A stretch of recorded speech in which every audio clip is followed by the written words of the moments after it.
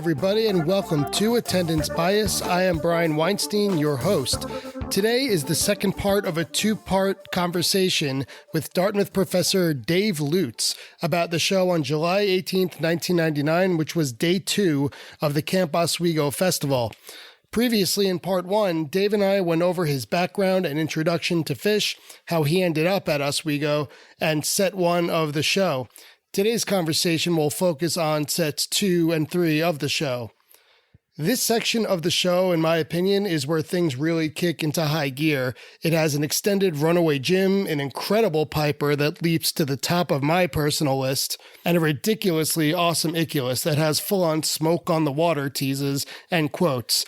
Dave, in the conversation, calls it, quote, so much icing that by the end of the set, he was still processing the beginning of the set. So let's get to it. Sets 2 and 3 of July 18th, 1999, day 2 of the Camp Oswego Festival. All right, so Chalkdust Torture closed set 1. Now we're back for set 2, which when I was glancing at the recording, my mind was blown before I even pressed play, because it opens with Runaway Jim, which is not unusual in the slightest, but it's a 24-minute long Runaway Jim. When I was listening to that Merriweather Post Summer 99 show, that one was 12 minutes, and I thought that was extended. Mm-hmm.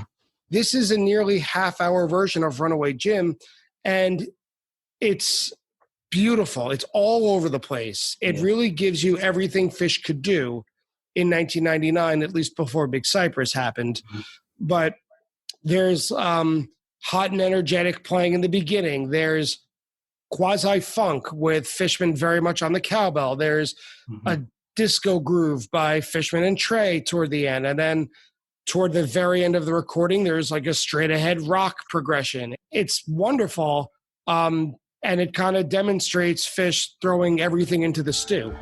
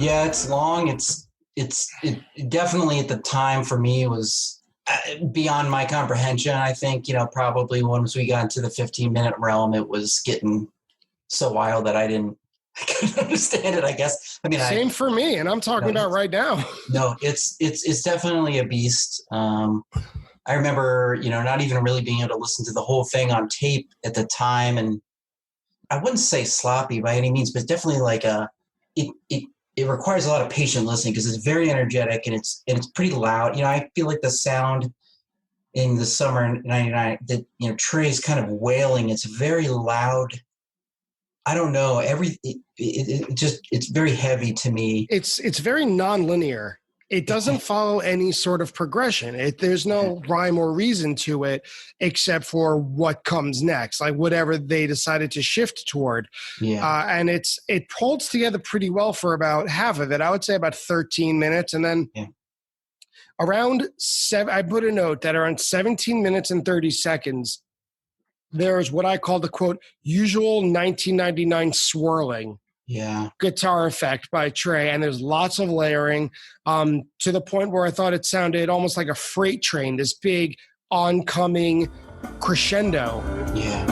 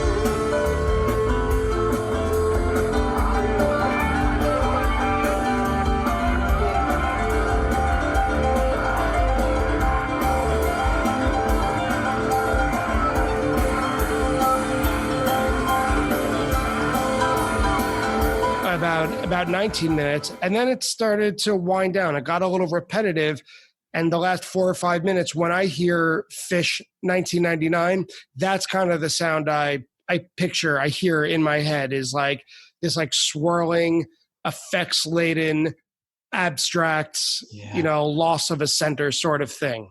And they got there. It's interesting that the first half, or a little more than the first half, is like sustained rock and roll.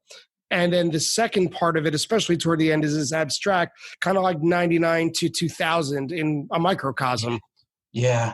That's such a good way to put it. Really, I had thought about it that way. I mean, it is very kind of, I'd say it's almost like in thirds, first half straight ahead, and then they hit that groove, and you can hear Phish just going when, in here. And I think in Fishnet it says that there's is it super bad teaser, whatever they're saying. Yeah, you can hear it.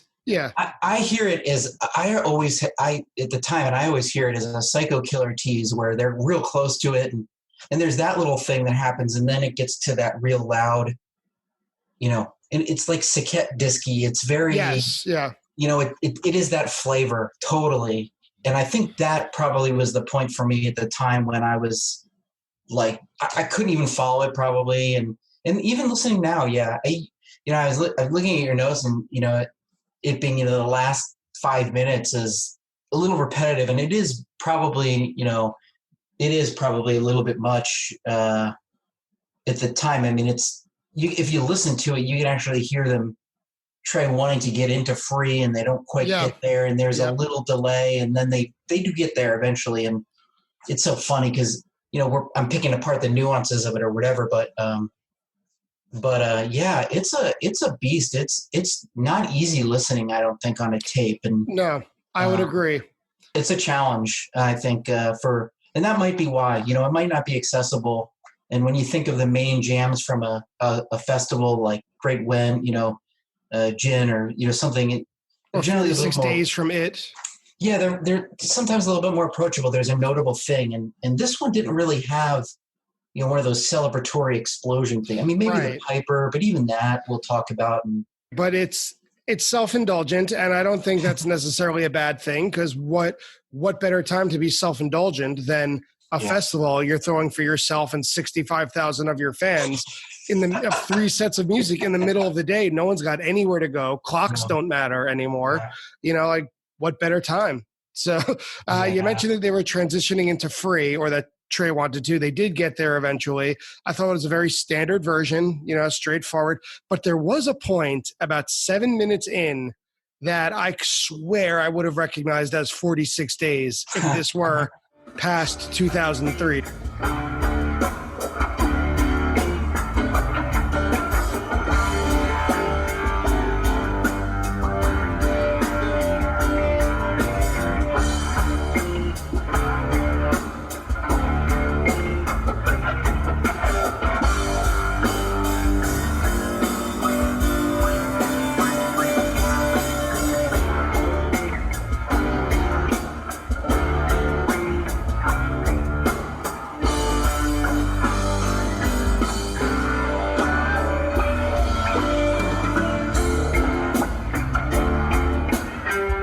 Hear that when you listen? I went and listened to it, and I mean, I'm convinced that they will find little things or little jams and then recycle and use them. I mean, obviously, people were talking about how other jams and other tours, it turned into, Fuego, songs in Fuego. And I think that did happen to a large degree. I'm even convinced, and I listened through 99, all the shows, and rated them, the whole thing. And I used to have a little notebook where I'd pick out little jams, and I'm almost convinced, Brian, I may have just lost my mind. So it's possible, but we're all mad here. I'm pretty convinced that they had been listening to what they were playing, and they were coming across these different themes, and some of the themes that they latched onto that they found that really worked. In Cyprus, they made their way in there. And you can go back to some of the better jams in earlier shows, and then go try to find that on New Year's Eve and listen to the long songs and see if you can't find those themes. So it's probably not unrealistic to think that, this was something that they stumbled upon here, kind of liked it, filed it away. It's very slow. I mean, I feel like for everything is very slow on this show, except for the next couple songs, actually. Yeah. No, I mean, the Meat Stick was, I thought, a lot of fun just listening to it, because Trey really should never be around a microphone when it's time to talk, because he just never stops. When he was, he's so excited about the Meat Stick, and, they're going for this world record. He tells the crowd all about it. And I have to say, I thought it was very charming. I thought it was very cute that he keeps mentioning the Guinness Book of World Records.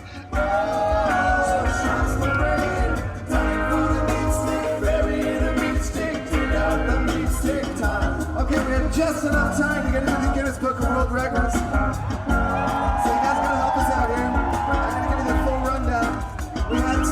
We made some calls to the Guinness people. We have to videotape this. We need documentation. Okay? Chris is gonna turn the lights on the audience. Before we start this, I know there's some of you out here that have never done the meat stick. So we're gonna teach you how.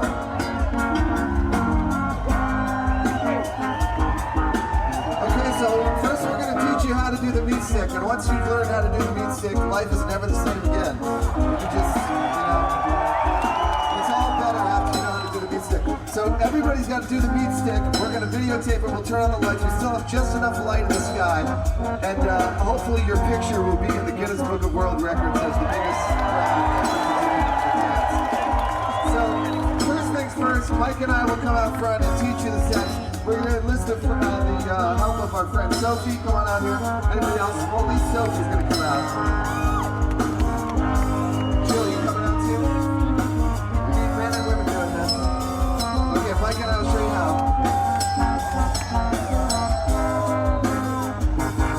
I happen to believe, Trey's a little bit older than us, but I remember growing up in the mid-'80s, late 80s in elementary school and then middle school. The Guinness Book of World Records was like the most fun bathroom reading that you could have. Like, you could flip through it for hours and hours. And I feel he has that same sort of connection to it. I think it's from a time before now when everything you could just look up on Google. I feel like the Guinness Book of World Records kind of was like things that you never knew existed but were excited to find out about. Yeah, totally. That was kind of, and I think he had that in his head when they were coming up with this whole idea. Yeah, this, and a meat stick was another one for me that really changed my life in a lot of ways. To me, the Guinness Book of World Records, I used to get it for Christmas every year, and right, it's that sort of thing.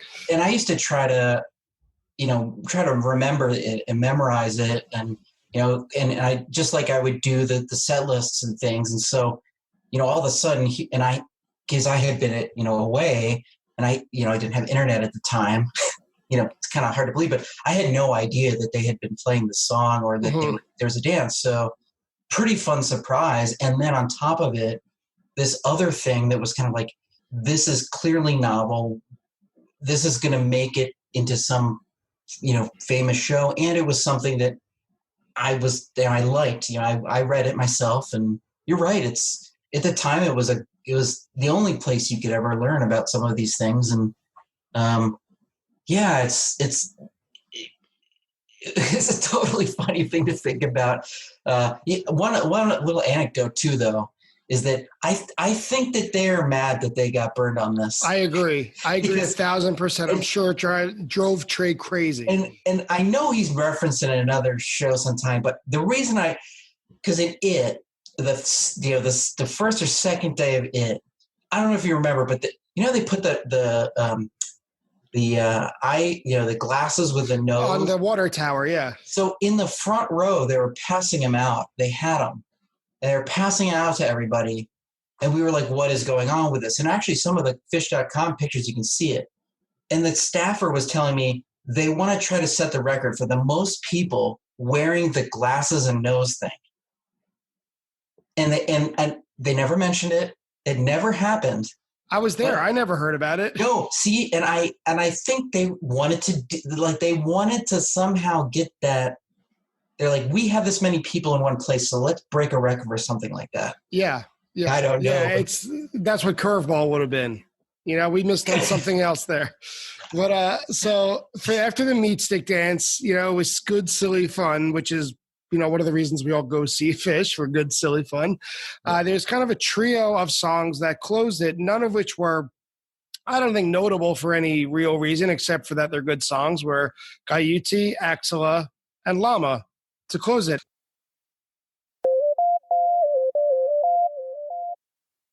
All right, and here we are at the final set of Oswego, Night 2, July 18th, 1999. So set 2 closed with a very fiery Llama, which Dave, you said was extremely hot and extremely intense. And by now the sun's gone down, right? For set 3, it's nighttime. Yeah. Did the heat give way at all at night?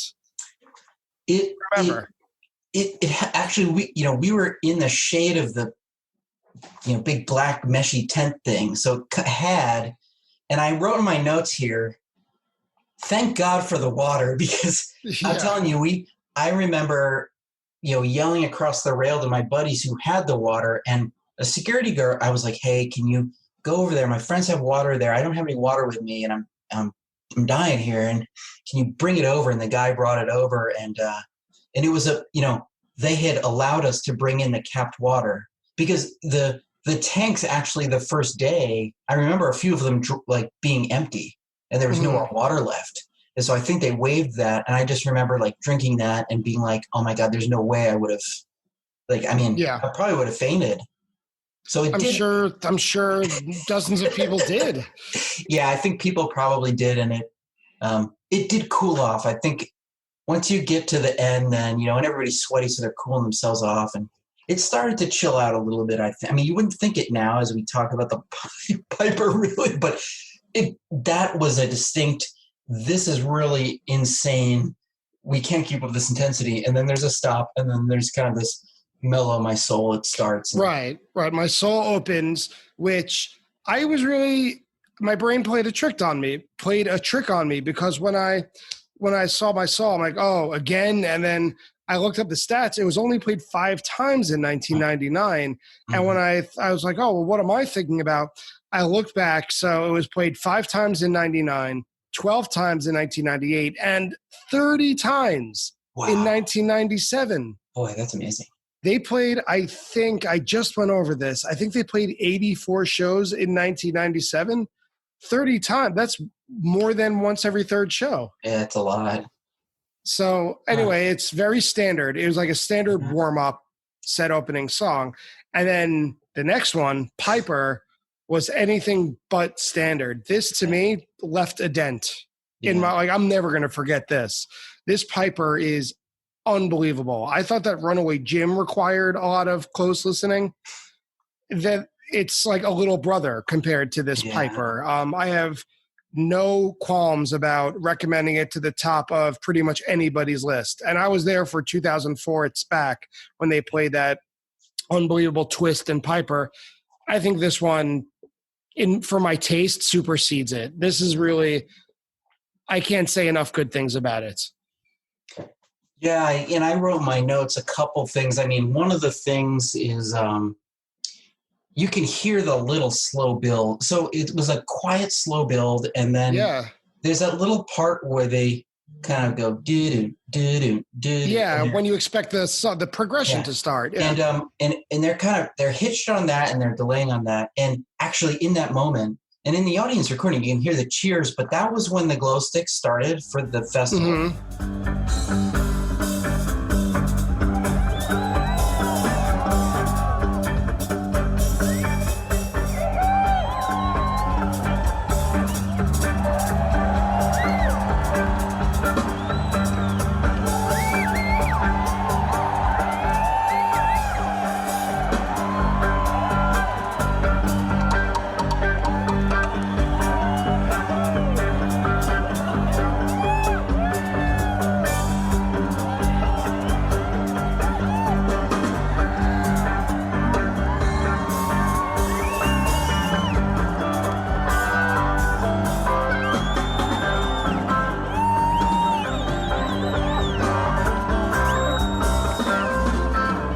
And so the glow sticks are going, and of course that was my first time. And it was dark then. And so they really, the band liked that. And I still have my little glow stick that I wrote on, from the thing. And so that was getting that was revving them back up again, right? It seemed like, they had tried to calm down, and then that, that started getting them back into the swing of it. And then, this thing, I think anytime the band takes, at that point, had taken a live moment and put it onto a recording, meant that it was meaningful to them. And the fact that they did that, and folded it into a farmhouse, the farmhouse piper, I think they were kind of saying, we really liked what we did here. And it is really, it's the first part is totally just absolutely beautiful. And then they as you were saying, they start to ramp up, and by 10 minutes, it's fast. It's fast. Really fast. Like, I wrote fast by 5 minutes, even faster by 7 minutes, major onslaughts, and Trey is going at 1,000 miles per hour by 8 minutes, and then hyperspace from Fishman at 10 minutes. Like, this is just the only way I could think to describe it is like, if you've ever seen the movie Contact with Jodie Foster, toward the end, this was like a wormhole of unimaginable speeds.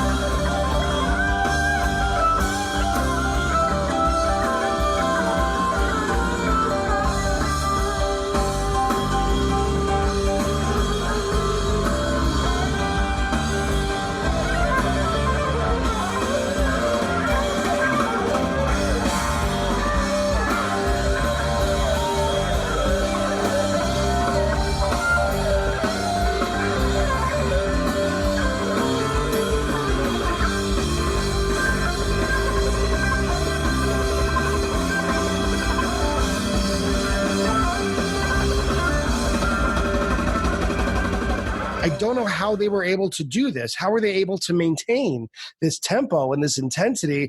It's almost superhuman.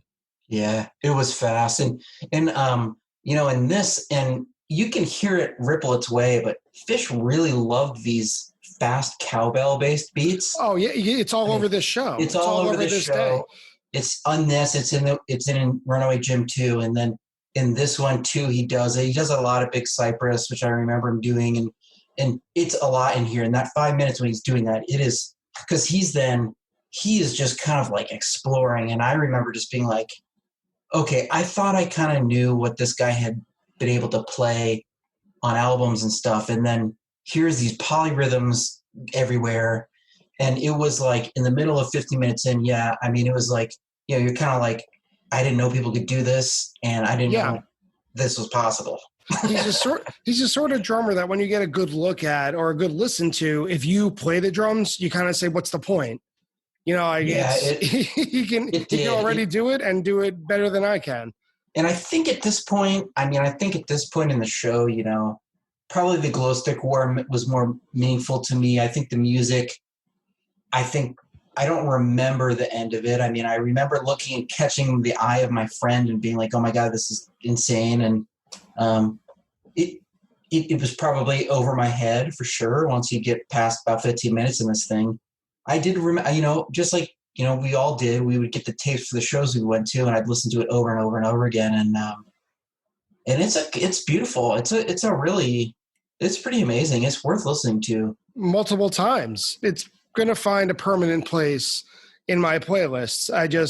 This was one of the biggest gems that I've heard in years. I can't say enough good things about it. It gets really heavy at the end, almost with a Zeppelin type feel. I thought around 22 minutes. And then Fishman, I wrote, has a cowbell fetish in the last 2 minutes or so. He's big on it. Yeah. But man, if you're on an empty highway, you're going to find yourself going really fast, like 105 miles per hour if you're just listening to this song.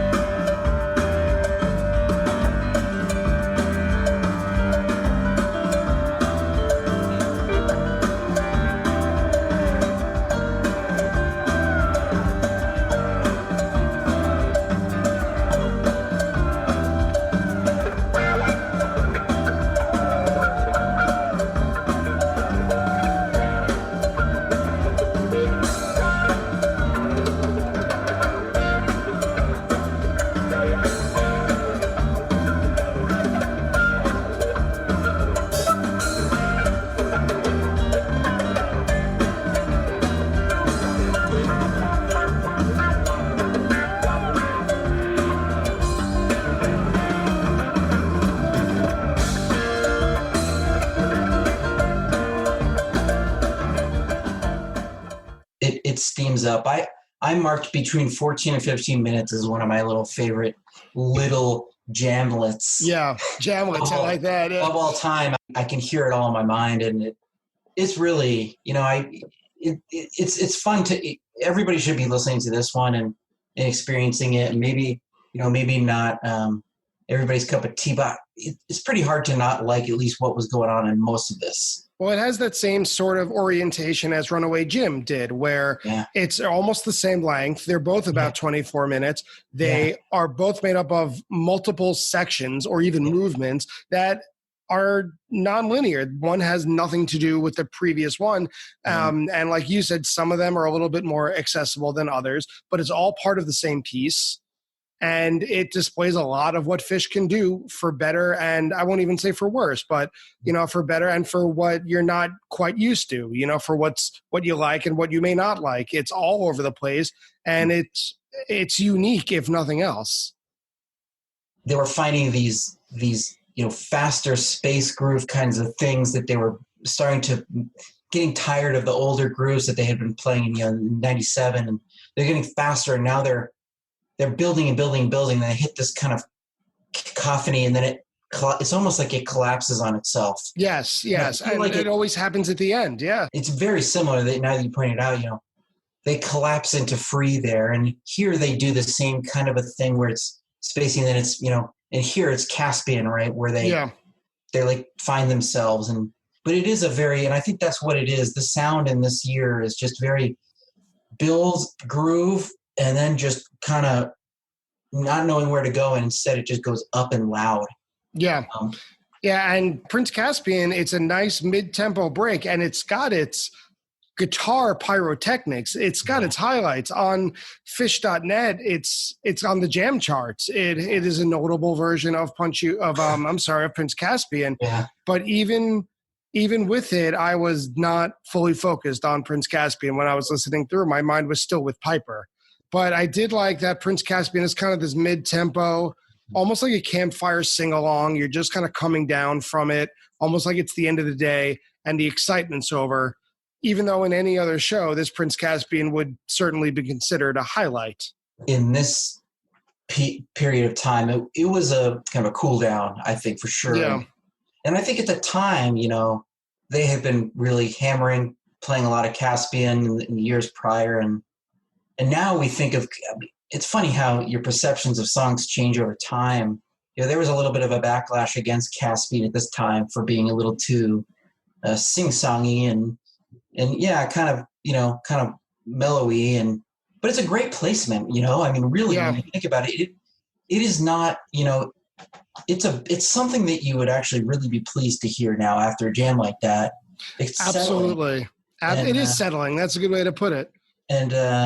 And I think there's probably many other songs that they might play now after something like that I would be less pleased to hear. And so it's kind of funny. At the time, I don't remember much about the Caspian. I think my mind was still...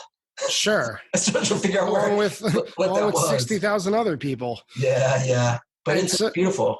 Yeah, and it is beautiful. It's worth a listen. And then after Prince Caspian, there's Wilson, which is, usual, typical. But I thought it had a cool, unorthodox ending that kind of had this weird feedback that went into my other favorite part of the show, the whole madness of Catapult, Smoke on the Water, Iculus, kind of like the fishiest part of the second night of Oswego, I would say. Did you have any idea going into this about Catapult or Iculus or any of this? I can't imagine what this must have been like for you.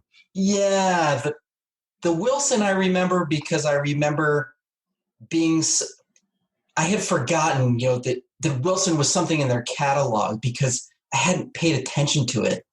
And it just kind of was like, oh shit, well, they also play this too, and because it was so, this had been on an album and then that shows up, and then it just kind of devolves into this loud, weirdo Catapult thing. I don't think I knew what that was at the time for sure.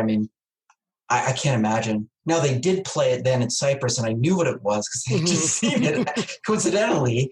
I think the talking, I was really pleased to see because I did know that he would narrate, and I had enough tapes at that time that I was really looking forward to him talking and just joking around. And And, I think at the time I remember him wanting to do some Gamehenge sort of narration, which is what, most of the narrations were. This was not like that. This was just riffing. I mean, this was really banter, but not a narration at all.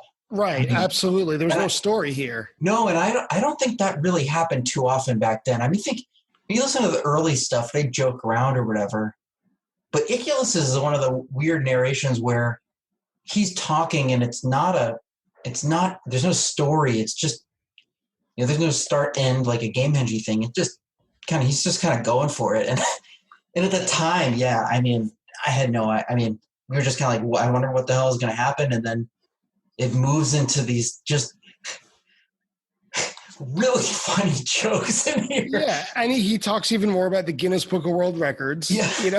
He can't get it out of his head, and he's so excited because he says, Guinness was here. They filmed all of us. We've all broken a record. He assumes the deal's done. Yeah, yeah. Unfortunately, he's wrong.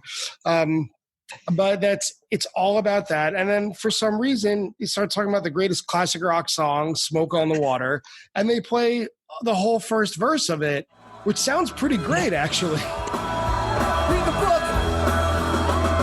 Read it. Read the book. Read the book.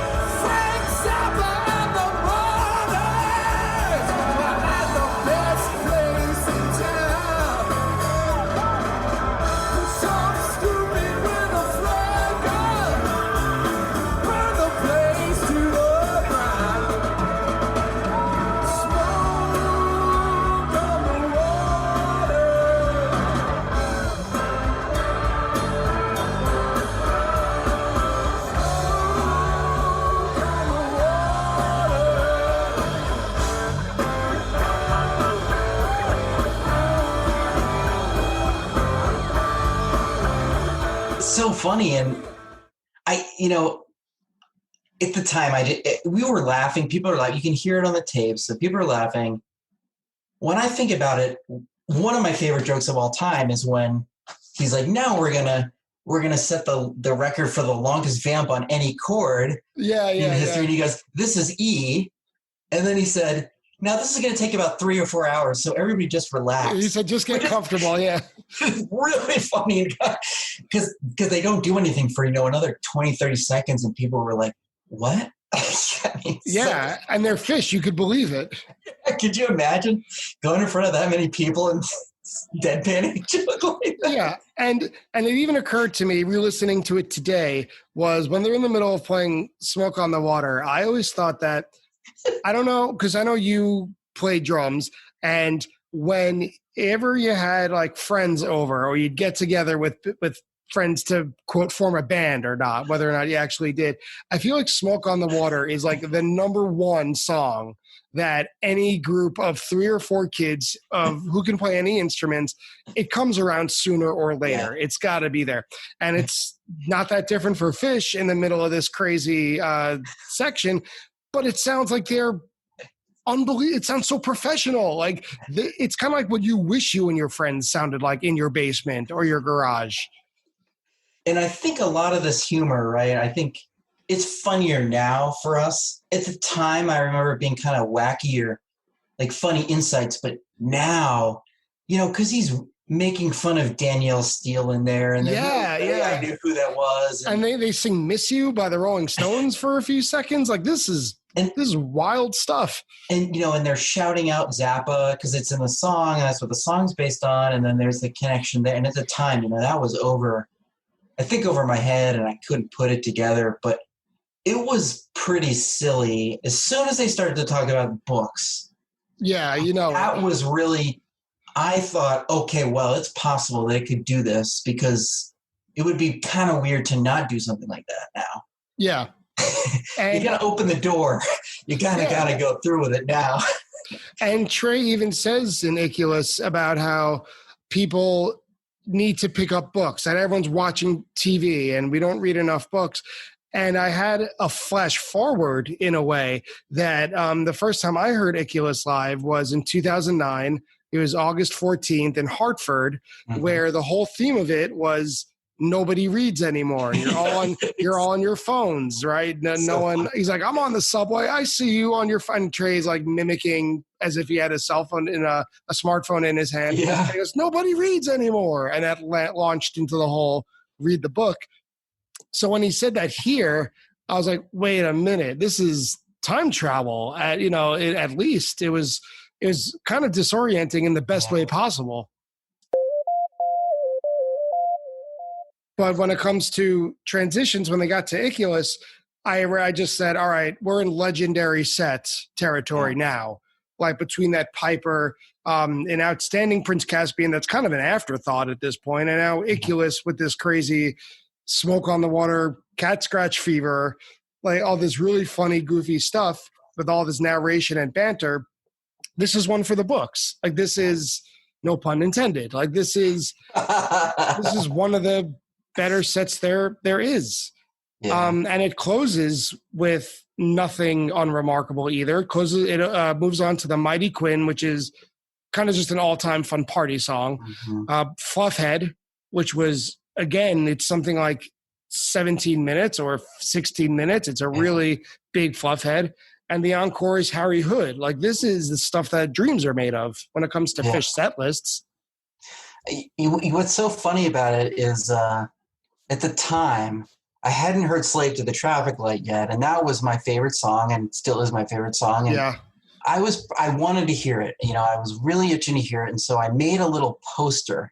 This was before the poster tour, but I knew that they would play it. I don't know how I knew that, but I made a little thing for it, and I put it up there in the first, and then it got lost at the start of the third set.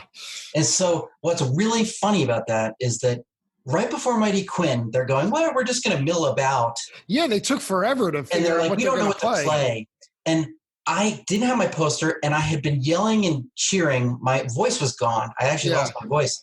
And I'm going, Slave! And they can't hear me. And I'm like, oh my God, I'm right here. Like, I really want them, And so they play Fluffhead, which was totally great. But man, I was just like, And so actually, funnily, later at Cypress, I brought 2 posters because I wanted them just in case you lose one. But it was, then Fluffhead, which we don't think of as being really actually a set closer. I think, it was. Yeah, I agree. It was. So I think a lot of people thought maybe something after that too, but at that point, it's pretty late, and but no, it was triumphant ending. It's very tight. They wrap it up, and then the Hood.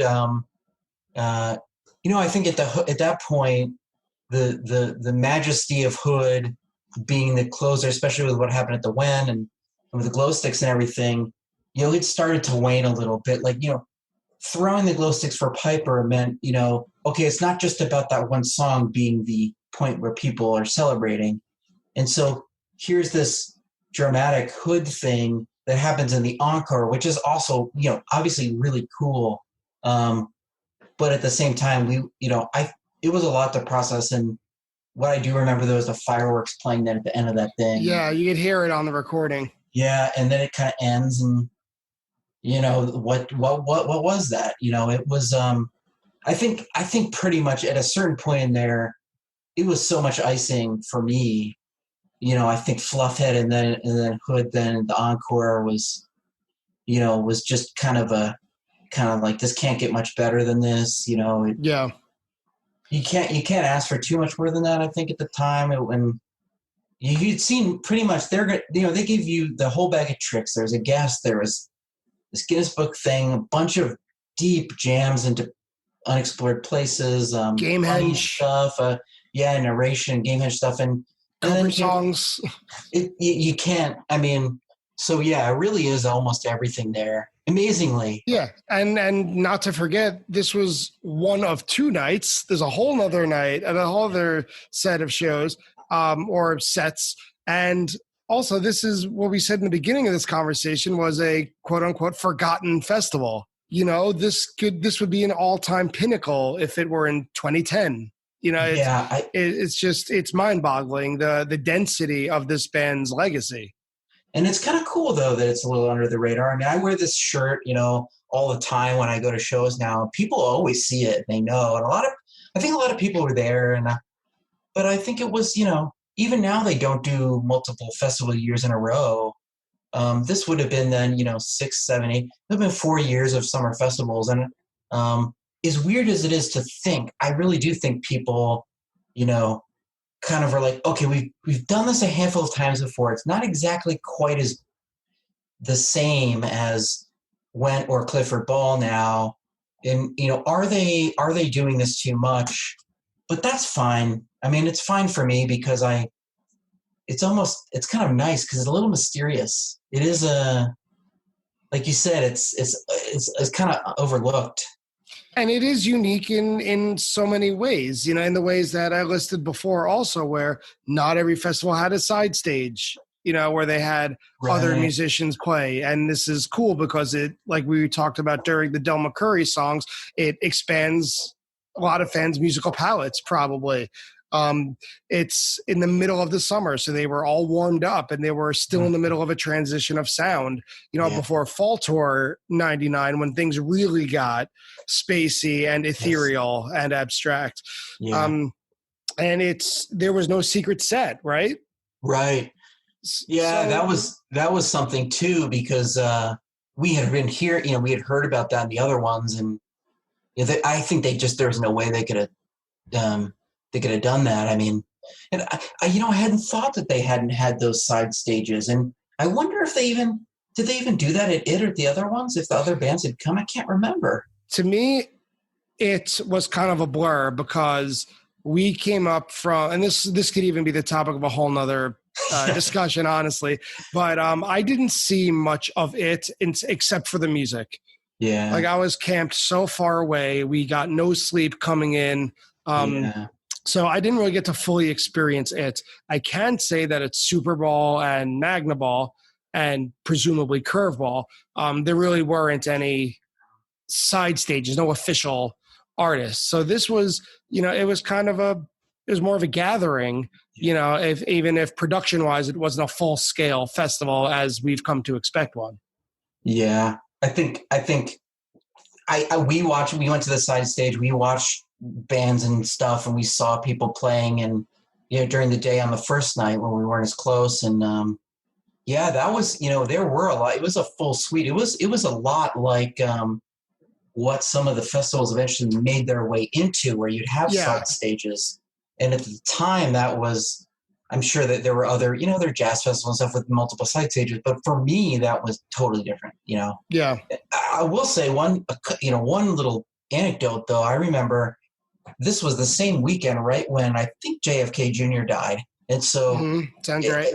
It was right there. And so I remember going to the side stage, going back into the shade tent, and everybody passing around these newspapers with this, this whole thing on it.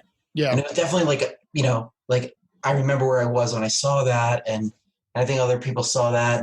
But it was, it was right by the side stage. It was very dusty, people kicking up dust everywhere. It was uncomfortable. It was about as uncomfortable as you could probably imagine. But being 17, I didn't care. What a fun time. All right. Well, we've said it all for half of Oswego, right? Imagine if we listened to the whole festival, right? We have to take a couple days off work for that.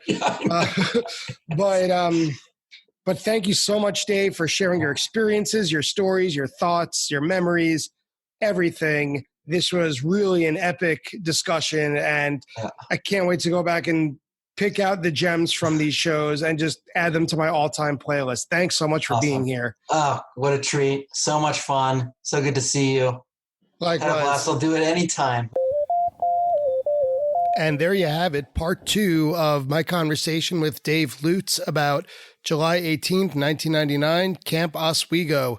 And I don't know about you, but before I listened to this show in preparation for this conversation, I knew about Oswego. I heard bits and pieces of it here and there, but I didn't really ever sit down to give it a thorough analytic listen.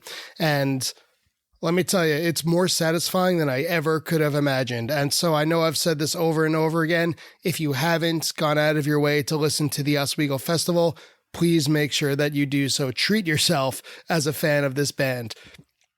And throughout our conversation today, Dave and I had a couple of references and facts that needed to be double checked. So now it's time for our fact check. First, when we got to Fluffhead toward the very end of today's show, I said that Fluffhead is, quote, 16 minutes or 17 minutes. I was off by quite a bit. It actually clocks in at about 22 minutes and 44 seconds. So lots of extra good stuff in that Fluffhead. Also, Dave mentions, quote, the poster tour when he's talking about his Slave to the Traffic Light poster. When he talks about the poster tour, he's talking about the 2011 summer tour, during which people began to bring dozens of posters, and the band would occasionally play song requests from those posters, and they even referenced those posters on New Year's Eve 2011, when they had a person, presumably working for the band and part of the gag, a person toward the front of the stage, throw a poster that had the word Steam written on it, and from there, that kind of led to the Steam gag. So 2011 summer was, I didn't know this, the poster tour. And that's it for part 2 of our conversation about day 2 of Camp Oswego. I'd like to thank Dave Lutz for joining us today, Phish.in for providing all of the Phish recordings that we'll ever need in a lifetime, Phish.net for everything they do, and always, I'd like to thank you for listening. Attendance Bias is available wherever you get your podcasts. You could also find Attendance Bias on Facebook. Do you have a story to tell about a show that you attended? Go to attendancebias.com or message me on Facebook. Thank you again for listening, and I'll see you next time.